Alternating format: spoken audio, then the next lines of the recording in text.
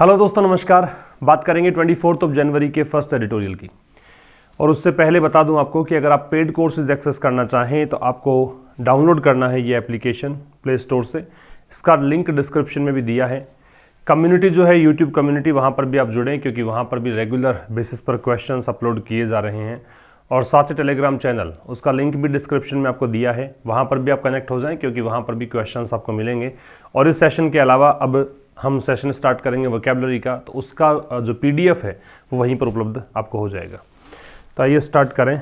उससे पहले देख लेते हैं कि कौन कौन से नए शब्द आप यहाँ सीखेंगे। सबसे पहला शब्द है इम्प्रीमेटुर। इम्प्रीमेटुर जो है वो एक नाउन है और इसका मतलब होता है अप्रूवल या फिर परमिशन। इम्प्रीमेटुर का मतलब है अप्रूवल या फिर परमिशन, मीन्स अनुमति कह दीजिए, ठीक है, स्वीकृति कह दीजिए। इन्विजिज, इसका प्रोनाउंसिएशन इन्विजिज है, ये एक वर्ब है, इसका मतलब इमेजिन करना होता है। या फिर आप इसे कहेंगे फोरटेल, या फिर आप इसे कहेंगे प्रेडिक्ट। भविष्यवाणी करना कह सकते हो, परिकल्पना करना कह सकते हो, भविष्य में क्या घटित होने वाला है उसके बारे में पहले से ही सोच लेना, ये सब इसके मीनिंग हो सकते हैं। अगला है गेज। गेज एक वर्ब है, इसका मतलब है मेजर या फिर इंडिकेटर, संकेतक या मापक, ठीक है, जिससे आप कोई चीज़ को मेजर कर सकते हैं, वो क्या है, गेज है। फैसेट नाउन है, इसका मतलब फीचर होता है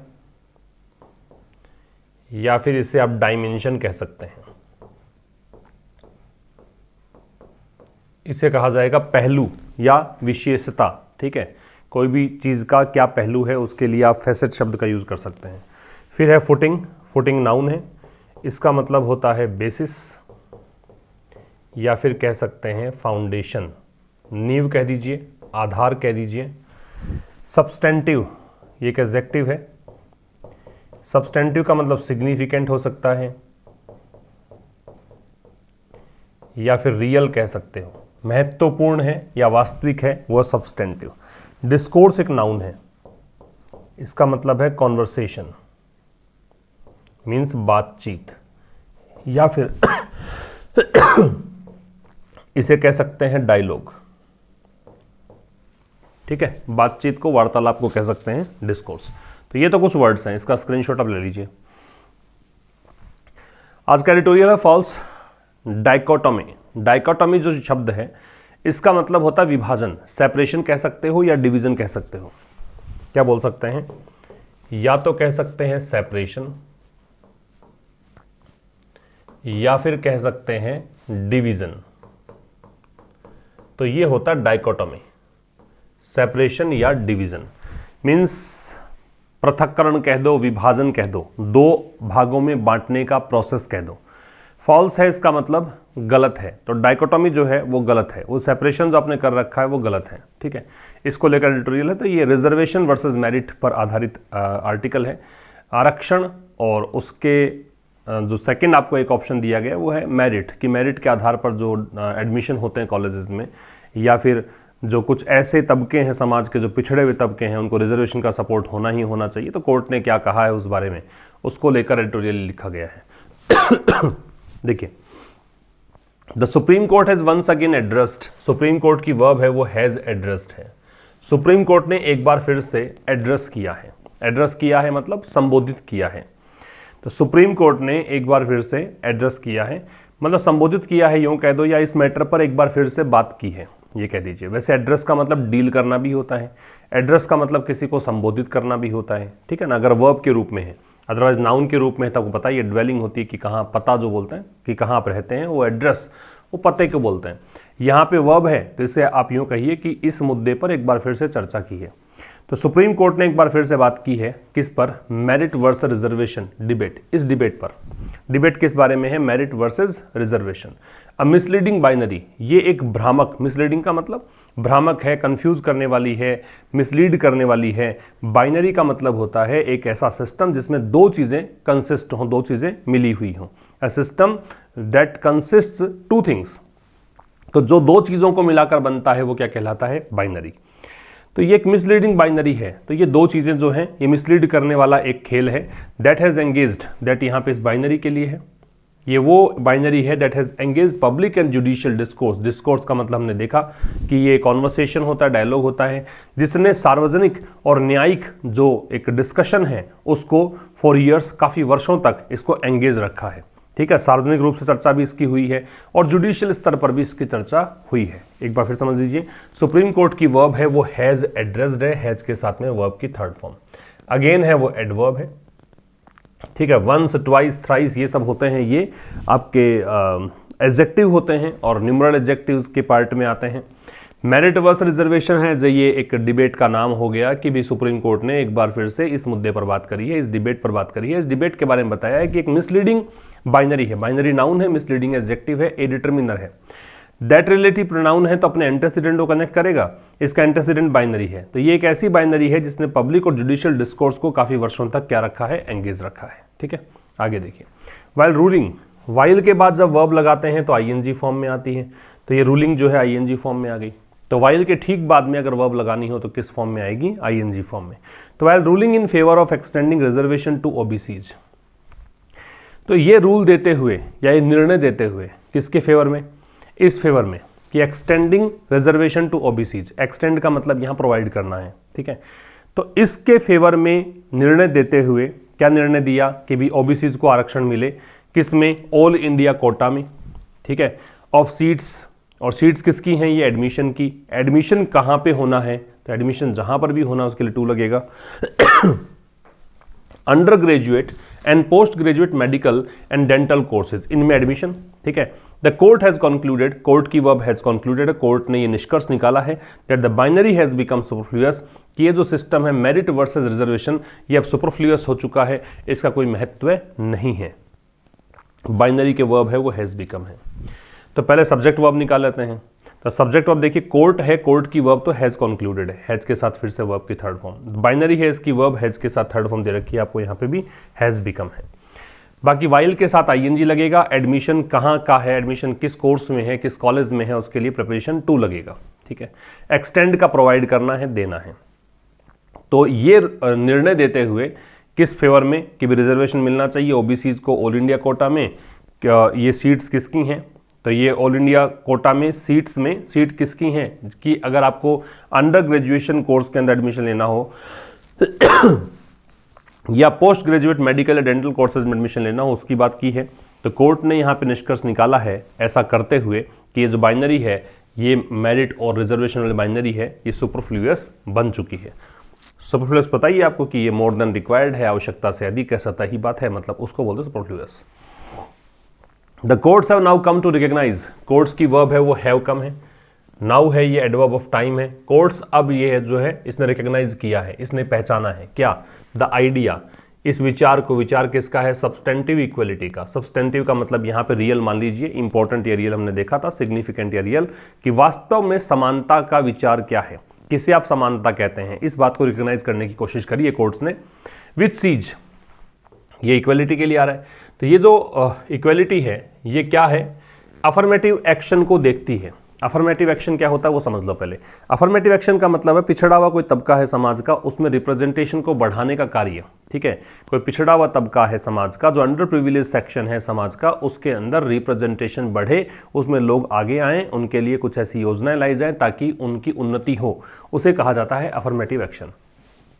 तो ये जो इक्वलिटी है वो अफर्मेटिव एक्शन को देखती है किस रूप में? एक अपवाद के रूप में नहीं देखती। अपवाद जिसका भी हो उसके लिए टू लगेगा। अपवाद किसका? इक्वलिटी रूल का, कि जो समानता वाला नियम है उसके अपवाद के रूप में नहीं देखती है, बल्कि किस रूप में देखती है? But as a facet, facet का मतलब फीचर बताया था या फैसेट का डायमेंशन बताया था, पहलू को बोलते हैं, बल्कि एक इस पहलू के रूप में देखती है कि ये जो समानता वाला जो नॉर्म है, जो इक्वलिटी नॉर्म है, उसका एक पहलू है। ठीक है, फिर समझिए, कोर्ट्स की वर्ब है वो हैव कम है, विच यहाँ रिलेटिव प्रोनाउन है, इस इक्वलिटी के लिए है, इसकी वर्ब यहाँ पे सीज है। ठीक है, एक्सेप्शन के साथ टू लगेगा, ये ध्यान रखना है। फैसेट का मतलब पहलू होता है, सब्सटेंटिव का मतलब रियल या सिग्निफिकेंट होता है। कहना क्या चाह रहा है कि कोर्ट्स ने अब जाके पहचाना है, ठीक है, क्या कि सब्सटेंटिव इक्वलिटी का विचार क्या है। सब्सटेंटिव इक्वलिटी के बारे में विच लगा के बताया कि सब्सटेंटिव इक्वलिटी जो है वो अफर्मेटिव एक्शन को एक एक्सेप्शन के रूप में नहीं देखती है, कि एक इक्वलिटी रूल का कोई एक्सेप्शन नहीं है, बल्कि इक्वलिटी रूल का ही एक पहलू है। फॉर्मल इक्वलिटी, औपचारिक समानता, और द प्रिंसिपल या फिर एक सिद्धांत। देखो प्रिंसिपल ये वाला सिद्धांत होता है, अगर PAL होता तो ये प्रधानाचार्य होता, PLE है तो ये सिद्धांत है, PAL होता तो प्रधानाचार्य होता। फॉर्मल इक्वलिटी या प्रिंसिपल जो है that everyone competes on an equal footing, कि हर व्यक्ति जो है वो प्रतिस्पर्धा करे बराबर आधार पर। फुटिंग का मतलब बेसिस है, फुटिंग का मतलब फाउंडेशन है, एवरीवन की वर्ब है वो कंपीट्स है। कि फॉर्मल इक्वलिटी या प्रिंसिपल जो है कि हर व्यक्ति प्रतिस्पर्धा हो उसकी एक समान आधार पर, इज इनएडिक्वेट, तो ये प्रिंसिपल जो है वो क्या है, ये अपर्याप्त है। इनएडिक्वेट क्या होता है, जो इनसफिशियंट है, जो एम्पल नहीं है, जो पर्याप्त नहीं है। किस लिए, टू एड्रेस, एड्रेस यहां पे है सॉर्ट आउट करना, डील करना, इस एड्रेस का मतलब डील विद है। किस लिए, डील करने के लिए, किसको, सामाजिक असमानताओं को। और द इनहेरेंट डिसएडवांटेजेस, इनहेरेंट क्या होता है, इनहेरेंट का मतलब होता है जो इनबोर्न है, जो नैसर्गिक है, इनबोर्न है या इनेट है या इनग्रेन्ड है, ठीक है, या अंडरलाइंग है, ये सब सिनोनिम हो जाएंगे इसके, मतलब निहित है। तो सोशल इक्विलिटीज और जो नैसर्गिक डिसएडवांटेजेस हैं, डिसएडवांटेज मतलब आपकी क्या मतलब क्या आपके पास नहीं है, वो डिसएडवांटेजेस हैं। किसके, लेस एडवांस सेक्शन, वो सेक्शन समाज के, वो तबके समाज के जो कि लेस एडवांस्ड हैं, जिनकी प्रगति कम हुई है।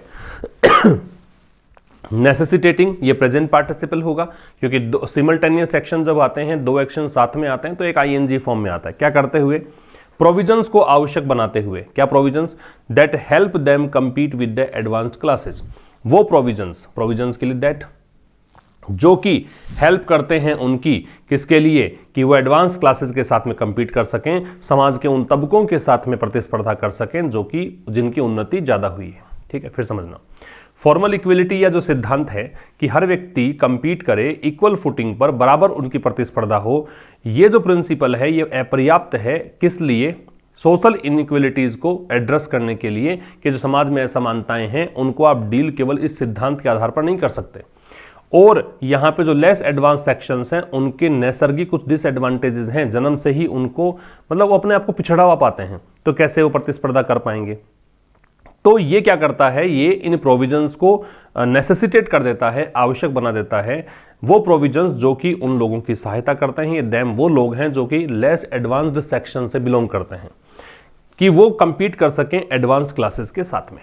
ठीक है, तो प्रिंसिपल दैट एवरीवन कंपीट्स, एवरीवन की वर्ब कंप्लीट्स है, प्रिंसिपल की वर्ब इज है, दैट रिलेटिव प्रोनाउन प्रोविजंस के लिए है, उसकी वर्ब हेल्प है।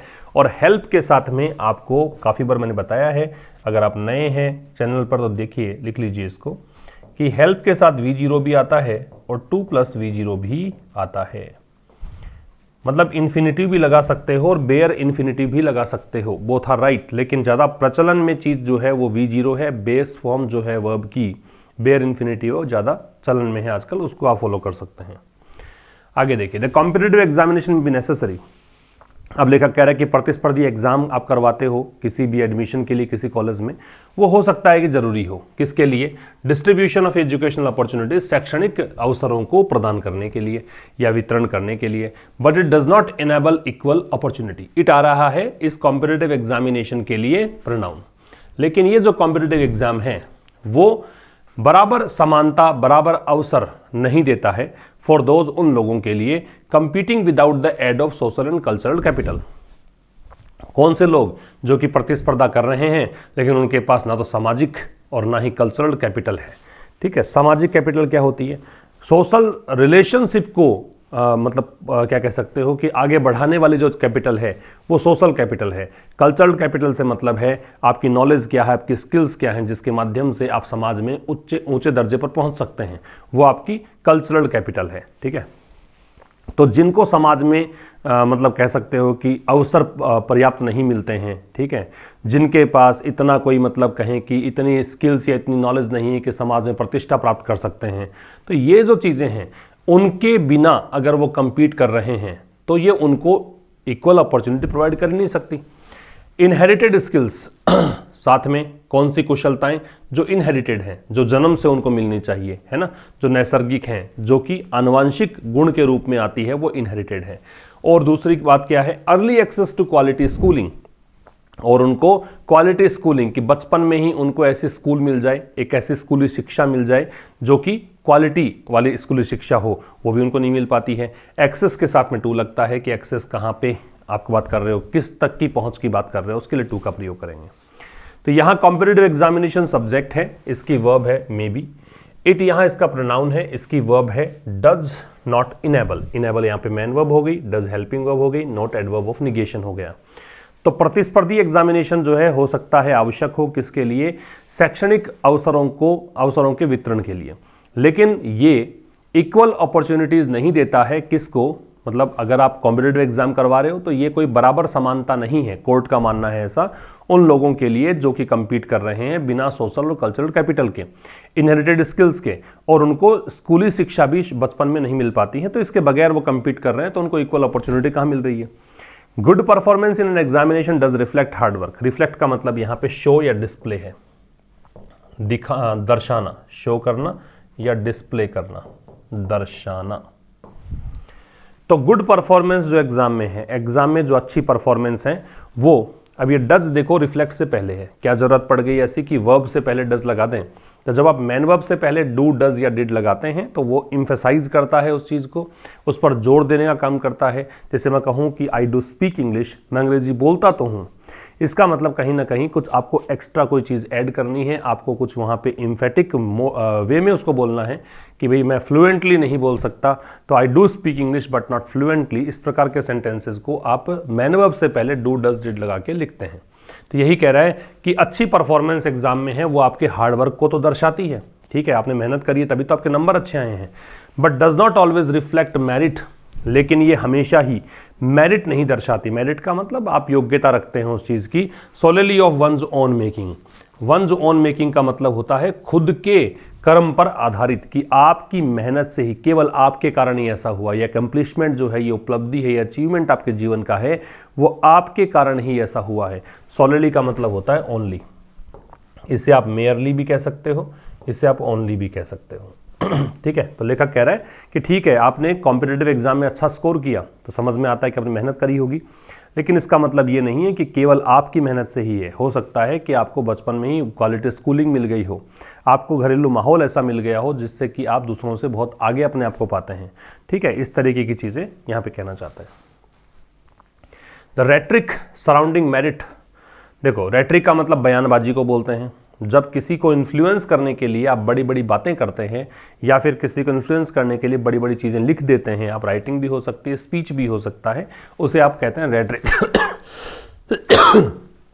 सराउंडिंग का मतलब होता है इर्द गिर्द, ठीक है। ऑब्सक्योर का मतलब होता है कंफ्यूज करना, या फिर ऑफ्यूस्केट कह सकते हो, ऑफ्यूस्केट, ठीक है। वेग बनाना मतलब अस्पष्ट कर देना।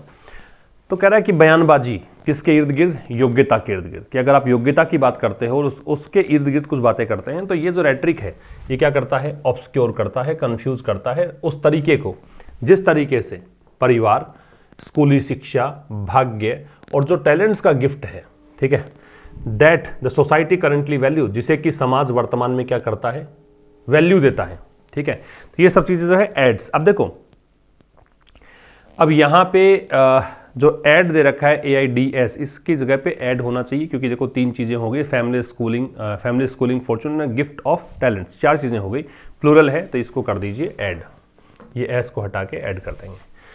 तो जो मेरिट के इर्द गिर्द बयानबाजी है, आप मेरिट के लिए कोई बातें करते हैं, योग्यता की बात करते हो, तो ये उस तरीके को ऑब्सक्योर करता है, उस तरीके को कंफ्यूज करता है जिस तरीके से परिवार, स्कूलिंग, फॉर्चून और गिफ्ट ऑफ टैलेंट्स जो है, जिसे दैट यहाँ पे इन सब के लिए आ रहा है, जिन्हें कि सोसाइटी वर्तमान में वैल्यू देती है, कि इन चीज़ों को समाज देता है वैल्यू, इंपॉर्टेंस देता है। तो ये जिस तरीके से ये चीज़ें जो हैं किसी के एडवांसमेंट में सहायता करती है, भी परिवार आपकी सहायता करता है कि आप एक अच्छे परिवार में जन्म लेते हैं जो कि पढ़ा लिखा परिवार है, एक सोशली डेवलप्ड एक सेक्शन से संबंध रखने वाला परिवार है, तो आपकी प्रगति अवश्यंभावी है। स्कूलिंग आपकी अर्ली एजुकेशन मिल गई हो, क्वालिटी एजुकेशन आपको मिल गई हो, तो आपका ऐसा हो सकता है। आपका भाग्य कैसा है वो भी डिपेंड करता है। आपका टैलेंट, गिफ्ट ऑफ टैलेंट्स भी है कि आपको प्रतिभा बचपन में, मतलब एक नैसर्गिक प्रतिभा आप में है कि नहीं है, वो भी डिपेंड करता है। तो ये सब चीज़ें जो है व्यक्ति के एडवांसमेंट में सहायता करती हैं। ठीक है, ये बात किसने लिखी है? Justice D.Y.. चंद्रचूड़ लिखते हैं इस बारे में, ये इसकी वर्ब है। एंड रेजेस, रेजेस भी इन्हीं की वर्ब है। तो रेजेस द रेलेवेंट क्वेश्चन, और एक प्रासंगिक प्रश्न उठाते हैं। रेलेवेंट का मतलब संबंधित, जो इसी से संबंध रखता है, जो इसी के आधार, मतलब इसी से कनेक्टेड एक प्रश्न। रेज जो है वो ट्रांजिटिव वर्ब होती है, तो ये बात आपको पता हो तो बहुत अच्छी बात है, नहीं पता हो तो नोट करो। राइज और रेज दो चीज़ें हैं। राइज जो होती है वो नाउन होती है, रेज होती है, सॉरी ये दोनों ही, राइज नाउन भी होती है खैर, लेकिन फिलहाल हम देख रहे हैं वर्ब के रूप में। तो ये तो होती है इनट्रांजिटिव वर्ब और ये होती है ट्रांजिटिव वर्ब। ट्रांजिटिव वर्ब का मतलब इसके बाद में ऑब्जेक्ट आएगा, और ये इनट्रांजिटिव है, इसका मतलब इसके बाद में ऑब्जेक्ट नहीं आएगा। तो रेजेस का ऑब्जेक्ट जो यहाँ पे है वो क्वेश्चंस हैं, और रेलेवेंट है वो इसका एडजेक्टिव है, द है वो डिटर्मिनर है। ठीक है, तो जस्टिस डी.वाई. चंद्रचूड़ लिखते हैं, ये इन्होंने लिखा। और इन्होंने एक नैसर्गिक प्रश्न भी उठाया कि whether marks are the best gauge of individual merit, कि जो अंक प्राप्त करते हो कि क्या वो सर्वश्रेष्ठ मापक है, इंडिकेटर है किसी व्यक्ति की योग्यता को मापने का। किसी के मार्क्स अच्छे हैं तो वो ज़्यादा योग्य है, किसी के मार्क्स कम हैं तो वो कम योग्य है। क्या ये सही एक मापदंड है ऐसा करने का? ये उन्होंने क्वेश्चन मार्क लगा दिया। मार्क्स की वर्ब है वो आर है। ठीक है, गेज है, गेज का इंडिकेटर या मेजर होता है, बताया था मैंने आपको। आगे देखिए, सीन इन दिस लाइट, यदि इस प्रसंग में आप देखें, इस चीज़ को देखें, इस कॉन्टेक्स्ट में देखें, इस परिदृश्य में देखें, तो रिजर्वेशन इंश्योर्स, रिजर्वेशन की वर्ब इंश्योर है। इंश्योर का मतलब होता है सुनिश्चित करना, जबकि एक वर्ब होती है एश्योर, ये होता है आश्वस्त करना, किसी को विश्वास दिलाना। एक वर्ब होती है इंश्योर, ये होता है बीमा करना या सुरक्षा देना। ठीक है, तो यदि इस प्रसंग में आप देखते हैं तो रिजर्वेशन जो है वो इंश्योर करता है, वो सुनिश्चित करता है किस चीज़ को? That backward classes are able to avail, कि जो पिछड़े हुए तबके हैं वो समर्थ हैं किस चीज़ में? अवेल ऑफ अपॉर्चुनिटीज़, कि जो बैकवर्ड क्लासेज जो हैं वो उनको अवसर मिले। अवेल का मतलब बेनिफिट उठाना है, लाभ उठाना है, उनको अवसरों का लाभ मिले। दैट टिपिकली इवेट दैम, कौन से अवसर की बात कर रहा है? वो अवसर जो कि आम तौर पर क्या होते हैं? इवेट दैम, उनसे बच निकलते हैं, है ना। वो अवसर जो कि उनके हाथ से खिसक जाते हैं, अवॉइड को बोलते हैं इवेट। बिकॉज ऑफ स्ट्रक्चरल बैरियर्स, और क्यों खिसक जाते हैं उनके हाथ से, क्यों उनको अवसर नहीं मिल पाते हैं? संरचनात्मक कुछ रुकावटें हैं, बाधाएं हैं। बैरियर्स का मतलब ऑब्स्टेकल्स होता है, रुकावटें होती है। स्ट्रक्चरल का संरचनात्मक है। जिन शब्दों के एंड में एल आता है वो जनरली एडजेक्टिव्स होते हैं, ये ध्यान रखेंगे आप।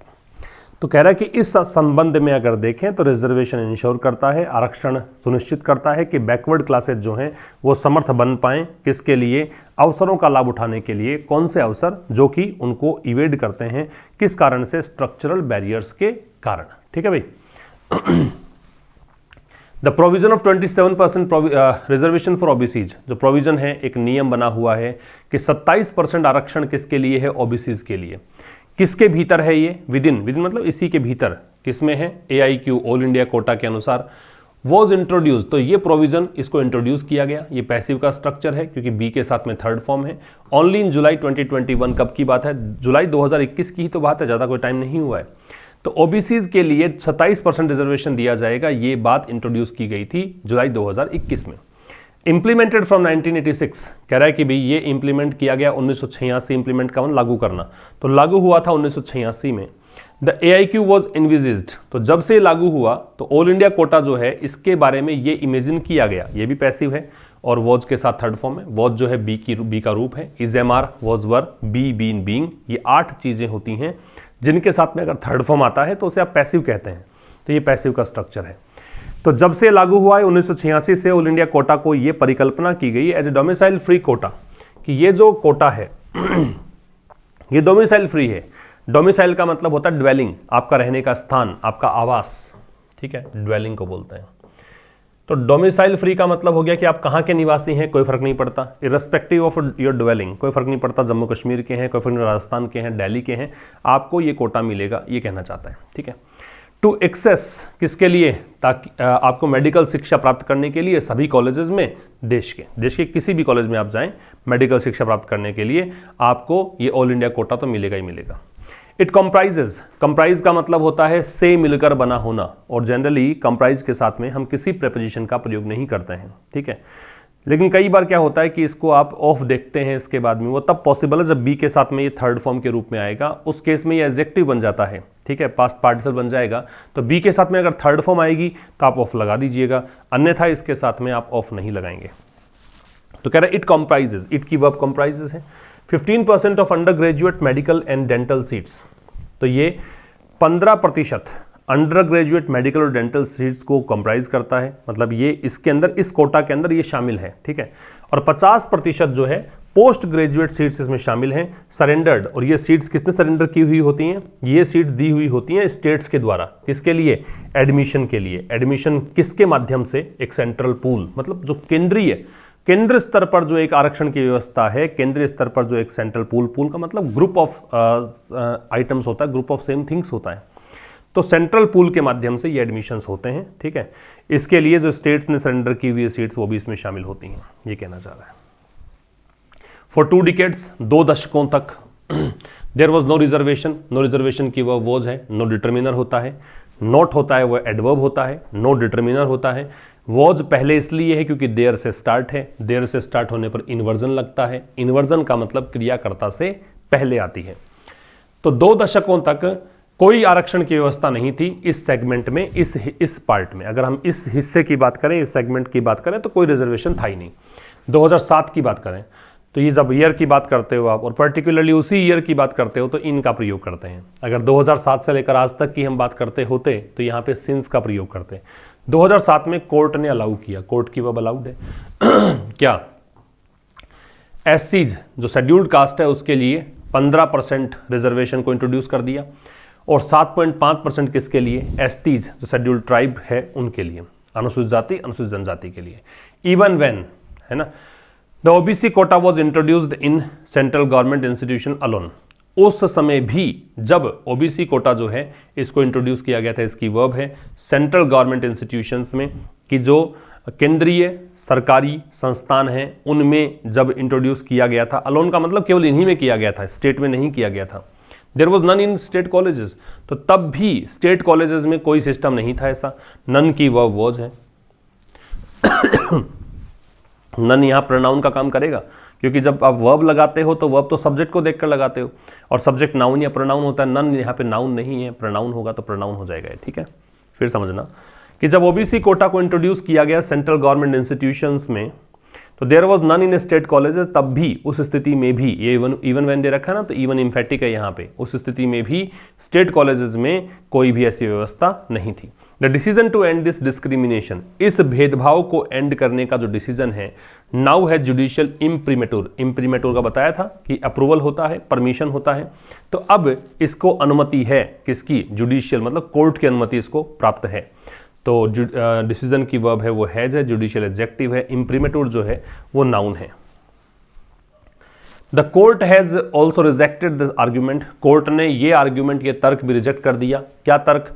That there was no need, no need की वह वॉज है कि कोई आवश्यकता नहीं है रिजर्वेशन की पोस्ट ग्रेजुएट मेडिकल एजुकेशन में। एक तर्क दिया गया कि पोस्ट ग्रेजुएट मेडिकल एजुकेशन में आरक्षण की आवश्यकता नहीं है, कोर्ट ने इस आर्ग्यूमेंट को भी खारिज कर दिया, ठीक है। कोर्ट की वर्ब है वो हैज रिजेक्टेड है, ऑल्सो एडवर्ब है। नो नीड में नीड नाउन है, नो डिटर्मिनर है, इसकी वर्ब है वॉज है क्योंकि देयर से स्टार्ट है, दैट वहाँ कंजंक्शन आ गया तो नया क्लोज स्टार्ट हो गया।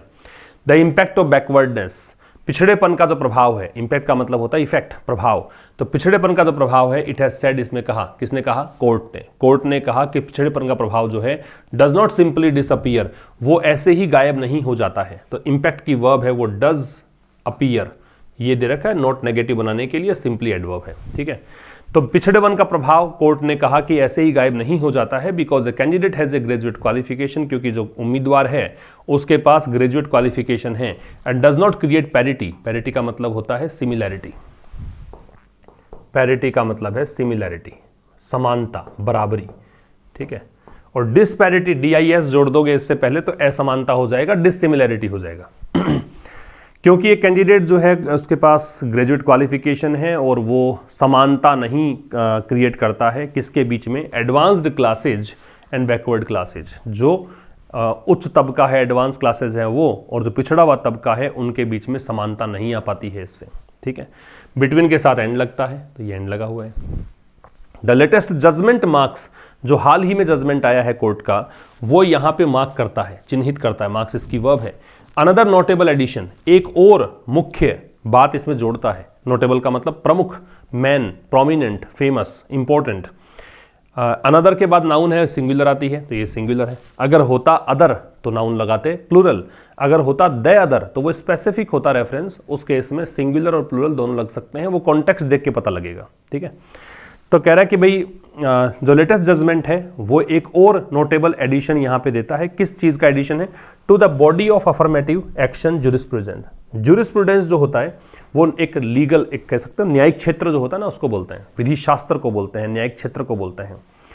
तो जो लेटेस्ट जजमेंट है वो एक और मुख्य बात जोड़ता है, किसमें? अफर्मेटिव एक्शन वाली जो बात है कि आप समाज के उन तबकों के लिए जो पिछड़े हुए हैं उनके लिए कुछ करके, कुछ योजनाएं बनाकर उनको आगे बढ़ाना चाहते हो, अफर्मेटिव एक्शन है। तो उस संबंध में एक बात और ये जोड़ देता है हाल ही का जजमेंट जो कोर्ट का आया है वो, ठीक है। जोड़ रहे हो कोई चीज़ तो टू लगेगा, किसमें जोड़ रहे हो। तो ये था आज के इस एडिटोरियल में। अब मुलाकात होगी कल शाम 5 बजे, तब तक के लिए नमस्कार, थैंक्स अ लॉट।